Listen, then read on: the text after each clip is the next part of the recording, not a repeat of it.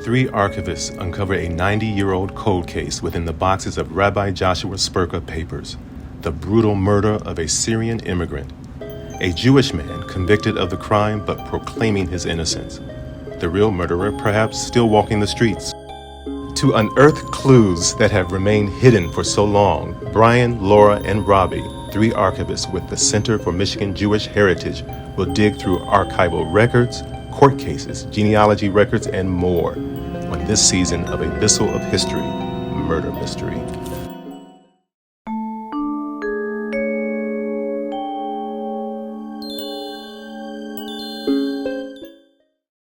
Previously on A Bisel of History, Murder Mystery, we meet Rabbi Joshua Sperka, prison chaplain for the Jewish prisoners in Michigan. After being appointed in 1941, Sperka is introduced to Louis Gross, a Jewish man serving a life sentence for the 1932 murder of Mortado Abraham. Gross has one request for Sperka: help him prove his innocence. Believing the facts of the case to be suspicious, Sperka agrees to help.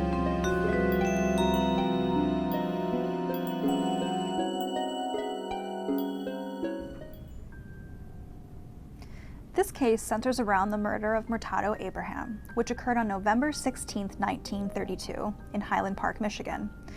So who was Mortado Abraham? Public records vary on some of the facts, but here is what we have learned. Mortado Abraham immigrated to the United States from Syria in about 1905, eventually settling here in Michigan. About 10 years later, in 1915, Mortado Abraham gets married, but there's a little more to the story than what meets the eye. According to sources, Zainab, Mortado's wife, was originally married to another man. The couple had struggled to get Zainab into the US, so her first husband came up with an odd solution.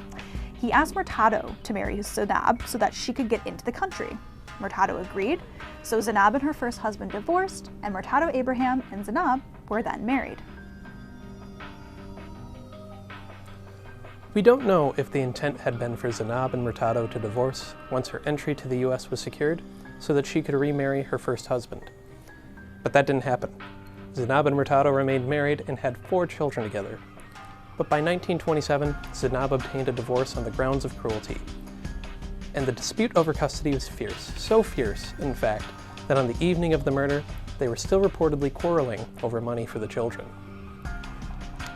At the time of the murder, Mortado, a laborer in a Detroit foundry, lived less than a block from his now ex-wife. Zainab, the ex-wife, was reportedly now in a relationship with a man named Sam Hazemi. Hazemi was no stranger to Mortado Abraham. Hazemi was once a boarder in Mortado's home. The body of Mortado was discovered around midnight on November 17, 1932 by his son. He had been shot in the head while asleep in his home. When police discovered the affair between Zainab and Hazemi, they were picked up for questioning. Sam was released the next day while questioning of Zainab continued. A few days later, the police interviewed Sam Hazemi again. This time, he remembered something, or rather someone, a man named Louis Gross. This man, Hazemi claimed, had confessed to the murder of Mortado Abraham. So how does Louis Gross fit into this whole story? Why would Sam point the finger at him? To understand, we must first look back at the history of Louis Gross. Louis Gross was born on October 11, 1898. In a 1941 article that he wrote for Crime Confessions, Gross said this about his upbringing, quote, "I was born on New York's East Side. My parents were poor and I sold newspapers on street corners to help support my little brothers and sisters. Selling newspapers those days required more than a good pair of lungs to shout your wares. One needed a pair of iron fists to hold the better street corners, and I was in many fistfights with young hoodlums who attempted to muscle in on the newsboys." An undisclosed illness, perhaps polio, at the age of 20 left him with trouble walking and lifelong health issues. He sporadically worked as a mechanic between bouts of illness. He also had problems with the law and was incarcerated multiple times. There is some evidence that he had married at one point and had a daughter, but seeking a better life, we know he had moved to Highland Park, Michigan to take a job in the Ford plant. However, his health issues continued to affect his ability to work, and he looked for ways to earn money in other ways. This is where his path may have crossed with Zanab and Mortado. The paths crossed over what, you might ask? A rug. Depending on the source, the story of the rug differs. According to Gross, his landlady gave him a rug to sell, which he did to Zanab for $17.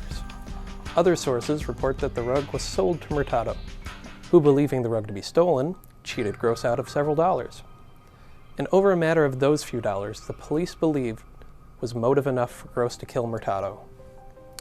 Gross never wavered from his story that he simply sold the rug to Zanab and had no altercation with Mortado, eliminating this motive the police had claimed. So Gross not only denied any motive, but offered another suspect, Sam Hazemi. According to Gross, he'd seen Sam around the neighborhood, but had never spoken to him until July 1932, when Sam offered him a gold necklace valued at $150 if Gross would take care of Mortado Abraham. Gross claims he refused, but he also did not report the incident to the police. With Gross and Hazemi both pointing fingers at each other, the police decided eventually to side with Hazemi and charged Louis Gross with a murder, and the trial ensued. But during the trial, prosecutors accused Zanab of hiring Gross to commit the murder. A mistrial was declared and a second trial began, this time with Gross and Zanab as co-defendants. During the second trial, Gross had 2 alibi witnesses that placed him away from the scene of the crime during the estimated time of death. The state, meanwhile, had a couple of witnesses who had picked Gross out of a lineup of mugshots. One who claimed that Gross had tried to buy some poison from him, and the other that Gross had paid her to lure Mortado into her room. The trial ended, and the co-defendants, Zanab and Gross, received 2 different verdicts. Zanab was acquitted. Gross, he was found guilty of first-degree murder. Thus, Gross's life changed forever. How he was found guilty is almost as mysterious as who really killed Mortado Abraham. There is no physical evidence that Gross committed the murder, no gun found, no one placing him at the scene, and yet Gross is convicted of murder. As we previously mentioned, Gross had pointed the finger back at Sam Hazemi.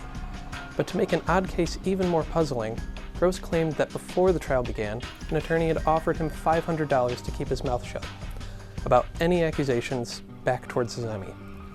We don't know if Gross actually took the money, but we do know that Gross was the one who ended up behind bars. For now, Gross was headed to Jackson Prison, where he would spend every day trying to prove his innocence. When his own attempts failed, he looked for help and found it in the most unexpected of places. Next time on a Bisel of History murder mystery, Stanley Gardner, author of the Perry Mason series, is on the case.